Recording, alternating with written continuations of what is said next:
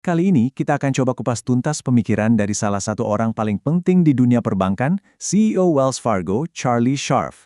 Kita bakal bahas pandangannya soal ekonomi yang lagi simpang siur, peta persaingan baru di dunia keuangan, dan tentu saja kisah dramatis di balik salah satu turnaround korporat terbesar dalam sejarah.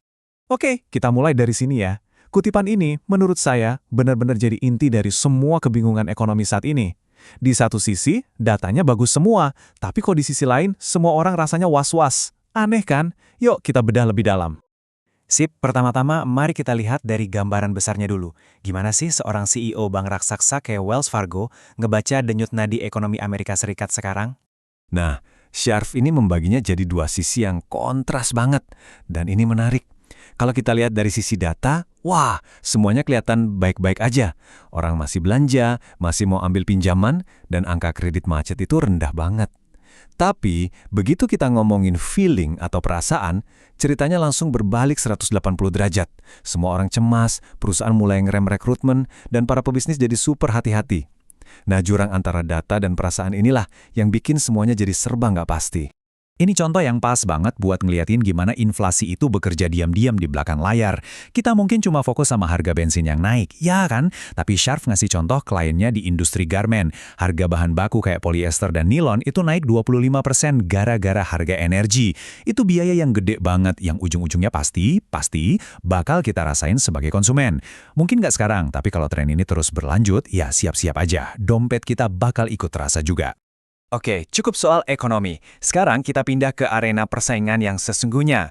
Soalnya dunia perbankan itu bukan lagi sekedar pertarungan antar bank-bank raksasa aja. Udah banyak pemain baru yang siap menggebrak dan mengubah peta permainan.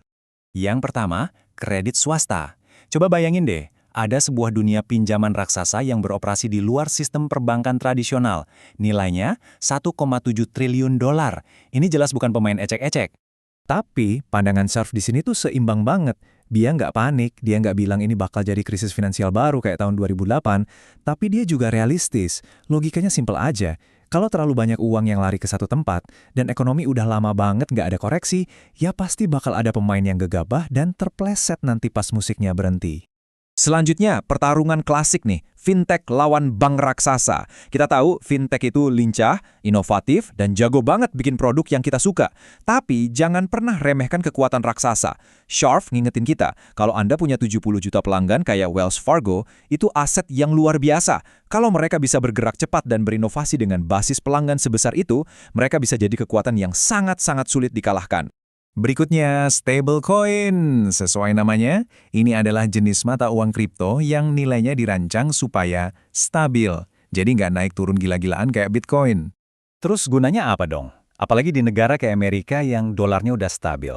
Nah, menurut Scharf, jawabannya ada di satu area spesifik, pembayaran lintas batas. Kita semua tahu kan, kirim uang ke luar negeri itu lambat, mahal, dan ribetnya minta ampun. Nah, stablecoin punya potensi untuk mengubah total permainan ini, bikin semuanya jadi super cepat dan murah. Tentu aja, nggak afdol kalau kita ngomongin masa depan tanpa nyinggung AI. Nah, Wells Fargo melihatnya dari 3 sudut pandang. Pertama, AI sebagai alat internal ya untuk bikin operasional mereka lebih efisien. Kedua, ini yang lebih kompleks, AI sebagai risiko eksternal. Maksudnya, gimana AI bakal mengubah bisnis nasabah-nasabah yang mereka kasih pinjaman. Dan yang ketiga, ini pertanyaan jutaan dolarnya. Gimana AI bakal merombak total model bisnis perbankan itu sendiri di masa depan? Sekarang, kita masuk lebih dalam ke kisah Wells Fargo itu sendiri. Ini bukan cuma cerita bisnis biasa, tapi sebuah drama tentang bagaimana salah satu bank terbesar di Amerika Serikat harus berjuang menghadapi tantangan paling berat dalam sejarah modern mereka. Coba deh bayangin ini, selama 7 tahun penuh, Wells Fargo itu seolah-olah dihukum dan diikat. Di tahun 2018, regulator AS ngasih aturan yang super keras. Aset kalian nggak boleh tumbuh lagi, titik. Ini memaksa mereka untuk merombak total strategi mereka, bahkan sampai harus nolak duit nasabah yang mau nabung. Butuh kerja keras bertahun-tahun sampai akhirnya di 2024 belenggu ini dilepaskan. Dan batasan ini bukan main-main loh. Aset mereka itu dibekukan di angka 1,952 triliun dolar. Susah kan ngebayanginnya? Jadi, bisnis utama Anda itu nerima tabungan dan ngasih pinjaman, tapi Anda dilarang untuk tumbuh. Seperti kata Scharf sendiri, rasanya itu seperti bertanding dengan 2 tangan terikat di belakang punggung. Mau dengar cerita yang lebih menggambarkan seberapa parah masalah internal mereka? Ini dia, Charlie Scharf, sang CEO baru, mencoba mengajukan produk paling dasar dari perusahaannya sendiri, kartu kredit Wells Fargo. Dan coba tebak hasilnya, dia ditolak. Cerita ini aja udah lebih dari cukup untuk nunjukin betapa rumit dan berantakannya masalah yang harus dia bereskan. Nah, disinilah titik baliknya. Sekarang, setelah batasan itu dicabut, nggak ada lagi tempat untuk sembunyi. Nggak ada alasan lagi, nggak ada yang bisa disalahin lagi. Seperti yang dikatakan Scharf, sekarang semuanya tergantung pada kami. Ini adalah babak baru yang penuh tuntutan dan akuntabilitas.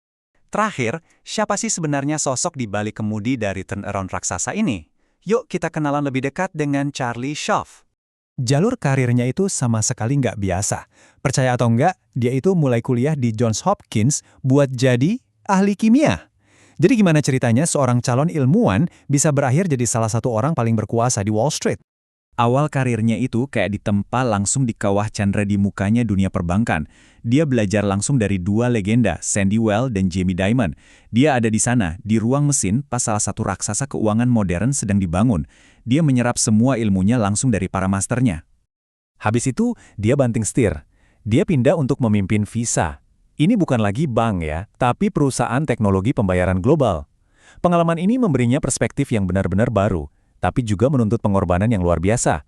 Terbang 400-500 jam setahun dan bolak-balik melintasi Amerika setiap akhir pekan.